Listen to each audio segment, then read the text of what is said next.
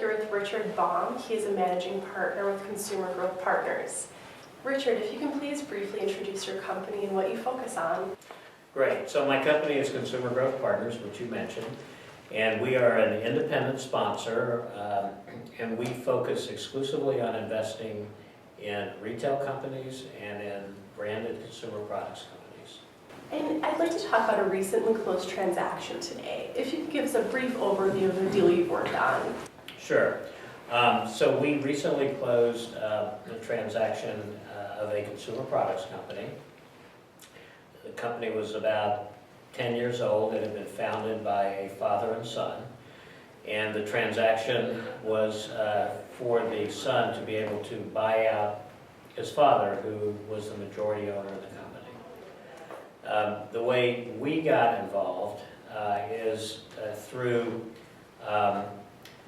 a partner in a large fund where this company had been a relatively small piece of their portfolio. The fund was winding down, and the partner who had the relationship wanted to be able to help the son put together a transaction in which he could buy out his father.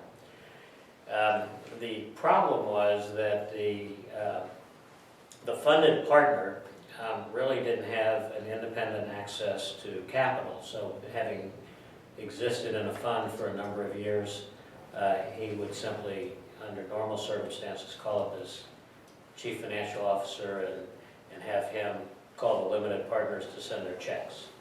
So this was a much smaller deal than that, and he really didn't have access to or knowledge of a lot of the types of investors and the size investor that would be appropriate for this transaction. So we were introduced to him through a mutual investment banker friend as a firm who could help him with this transaction. So we met, we discussed the company, and the company generally met our criteria, our investment criteria, so we liked that. And together with him, we then went and visited the company, met the management, kind of liked what we saw, kicked the tires, explained to them how we would approach a transaction in terms of the process that we would run and who are some of the types of investors that we would approach. So the private equity partner, if you will, wanted to see what would be the arrangement if we were to partner together. So we're pretty collaborative, and it wasn't a deal that we found, so we worked out with him that we would split everything 50-50, right down the middle, so closing fee, annual advisory fee, and then the back end promote. Consumer Growth Partners would get 50%, and he would get 50%. Which frankly was more than I think he was expecting us to give up. But we said you're going to have to work for your 50%. And from start to finish, the transaction took us about 6 months, which is really pretty good. And particularly because it was a complex transaction, including the buyout of his fund, who still had this minority interest. And it required a kind of a creative financing solution so that the son could wind up, son who had no money, except what he was rolling over into the transaction, still wanted to wind up in a control position. So we were able to structure a deal in which that happened. Our new partner, if you will, is now, he's the board member. So we do not have a board seat. We have what's called observation rights, so we're at every single board meeting. It was great working with him. We helped him out of a pretty serious situation that he was hoping to get resolved. And I guess the bottom line is that the company is very happy because that transaction happened. The son is now running a business, doing a great job. Our partner obviously got his deal done, got paid. We got another portfolio company that we're really excited about, and we actually have told our former private equity funded guy that if he finds another deal, we would love to partner with him. That's great. And now you talk about the complexity of this transaction. What was the most challenging aspect for you?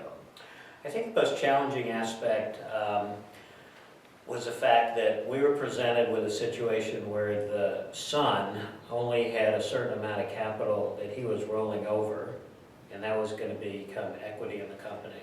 So for him to be able to retain control, we needed to bring less than he was rolling over. So for example, if he was rolling $4 million, we couldn't bring any more than $4 million of equity because he wouldn't control the company. But the amount of money that we were going to bring on the equity side would not have been enough to buy out his father. So we needed to add some debt to the business in order to get up to the required amount.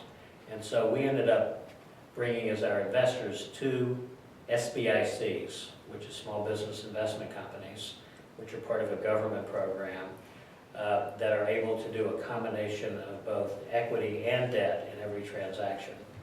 So we didn't have to go out and get a separate funding source. We were able to do the whole thing with two SBICs who put in, of the total amount, it was about 25% equity and 75% debt. So a fairly complex situation for which we found a simple and elegant solution.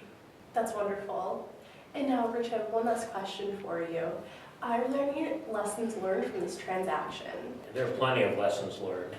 But one is, I think you have to be,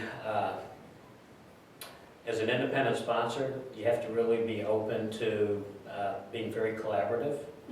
And, if deals come to you kind of not in the normal course of events, but are things that kind of fit your profile, you should think about reasons how to get them done, not reasons not how to get them done.